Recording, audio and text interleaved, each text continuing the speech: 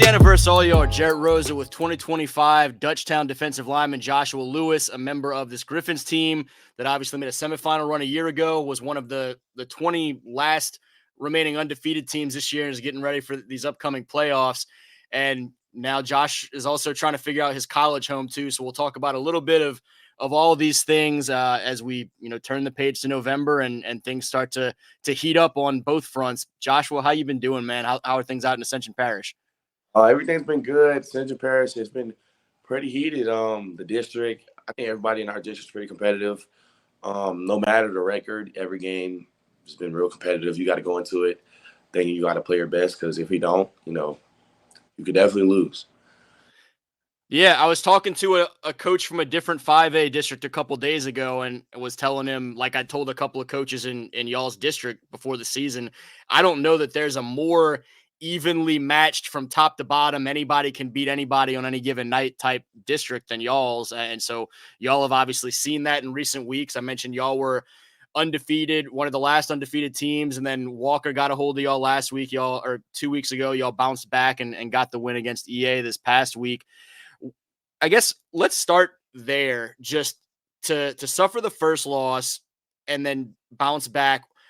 What did y'all feel like got y'all in that one, and what was the process like for y'all to make sure you didn't let it start to spiral, to make sure you shook back immediately and got back on the right side of things this past week?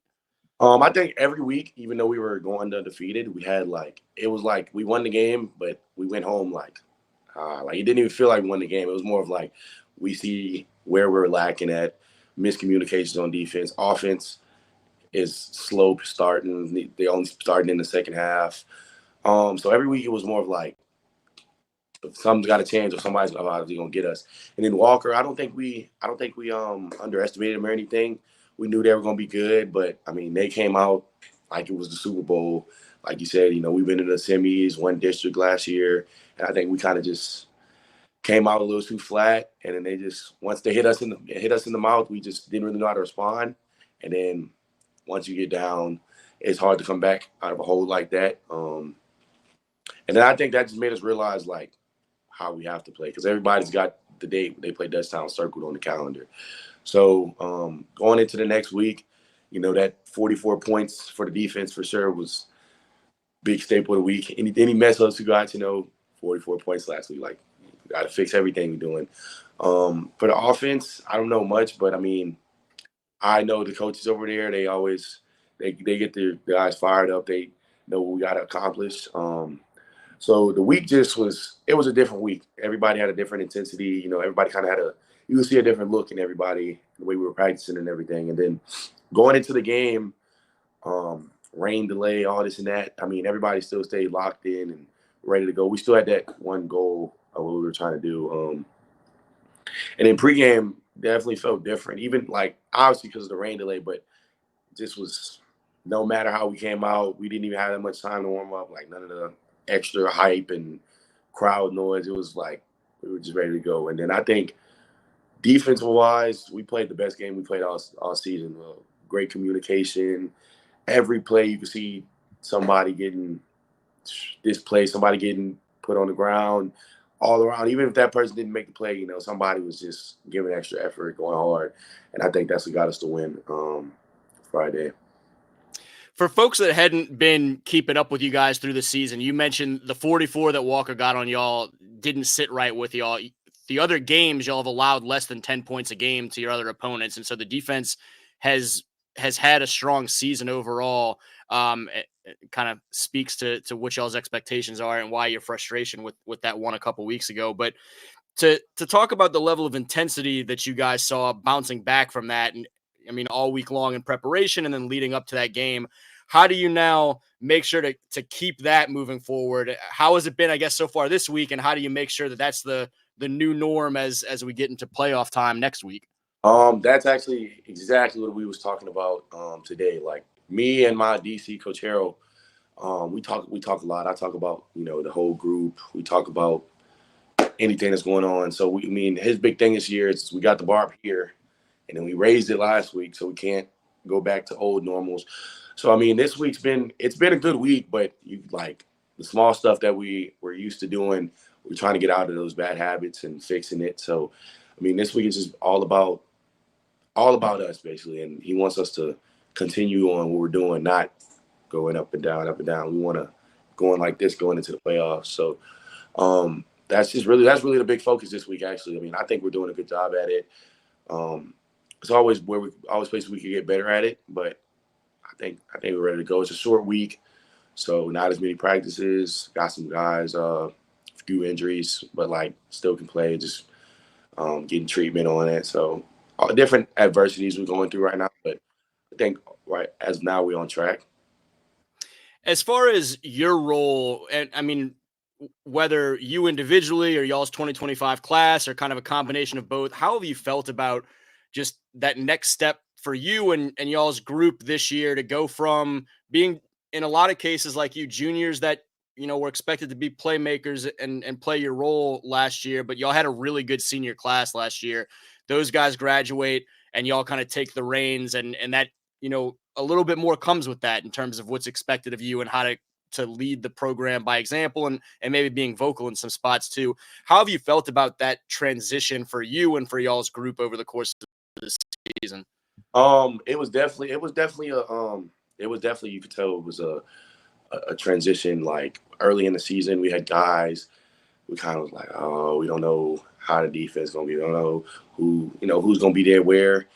But I think as we got into the season, people fell into their spots. And then for me, I obviously take it as, I got to be more vocal and just talk, lead by example, because they feed off my energy, if we're being honest. So whatever I do is kind of how the defense leans a little bit. Um, so yeah, it was a big change. And I think especially last game, we had a lot of guys. We had like 15 to 17 guys playing just all around the field. I've moved to outside linebacker last game a little bit. So it definitely just everybody's got to be ready to play, even if they're not a defensive captain or the big starter guy. Everybody's got to be on board rowing the boat. That's our thing. That was our thing early. Everybody's got to row the boat. If you're not gonna row the boat, get out because you just dead weight. So that's our big thing. For me though, it took me a while to realize, how more of to be a leader because it was not just go yell in somebody's face and tell them, come on, let's go. You got to realize, the guys you can yell at, the guys you have to talk to, the guys you just, they might be having a bad week. You talk to them. So it was definitely a change. You have to figure that out, and then you can't be selfish with it either. I had to talk to my coach with that. He just warned me about it, and was like, try not to be selfish. Not that I was, but try not to be selfish. Even if I'm playing good, the defense might not play good, and just put your head down and keep working and get everybody on the same page. When you talk about the role and playing some more outside backer and stuff like that, and just some of the versatility you've had at different points in your career, and certainly this year, how have you felt about that? Are you enjoying opportunities to kind of bounce around, be some different spots, showcase, some of the different aspects of your talent and skill sets? Yes, sir. I definitely feel more comfortable being able to do like just go out there and play. Because I feel like my coaches trust me. So like anytime I want to stand up, getting a stand up four, stand up five, they allow me to do that. Playing outside linebacker last year, I even told my coach I had fun playing outside linebacker, just being able to stay outside. They put me to the anytime they had like a heavy YY, anything like that, I got to play on that side, getting some blitzes, getting some pressure on the QB. It definitely, I like it if it makes me feel play more loose, play more to my ability, and just not think so much. And also being able to show like everything that I can do, because personally, I think I'm not your average 250 lineman that's hand in the ground, so I can move around a lot more than your average lineman. So I get to show that on Fridays. Let's talk about the college stuff. And you mentioned you're enjoying from a football standpoint, not having to overthink stuff and just being able to kind of pin back and go make some plays. You're probably having to juggle a little bit more thought process right now than you intended to because you're thinking about what you guys need to do to take the next step as a team, but also you're having to worry a little bit more about the college stuff again than we thought was going to be the case. You had to reopen the recruitment from a previous Missouri commitment just a couple days ago. I guess kind of talk me through what that's been like. And now as you renew this recruiting process, what is your mindset on how you want to kind of approach it, what you're looking for, how to kind of attack it on a shorter time frame now? It was kind of a shock for me when it first happened, and I decommitted. I kind of didn't really know what the plan was, but with days to come, I've kind of just figured out like I really do still want to focus on high school. I'm going back to my main schools, my like that were in my top three, Tulane and Houston. Kind of just those are gonna be my mains, and then I'm still talking to some coaches on the side, getting a better relationship with them. And then, like you said, with a short amount of time, 3 to 4 weeks, about a month till signing day. I'm try not to let it stress me or put pressure on me because you just it takes time, and I understand that. And I think I can take my time with it, even though we are on a shorter schedule. Um, so that's kind of my plan: is just take it slow, focus more on my ball and what I'm doing, and then I think it'll come all in all in timing. In terms of bouncing back from the initial dynamic and just starting to focus on what's ahead, was was it either a parent or a coach or friends or something that you had to kind of think about and reset the way you were thinking about it to in terms of how you were just not let it affect you negatively, but being able to take it for what it was and control what you can control? Was there kind of a something that crossed your mind or someone that was particularly there for you to kind of help you uh, rebound from it? Yeah, definitely. That night when I decommitted, I was actually the only one in the house. My pop's been sick, so my mom's been with him.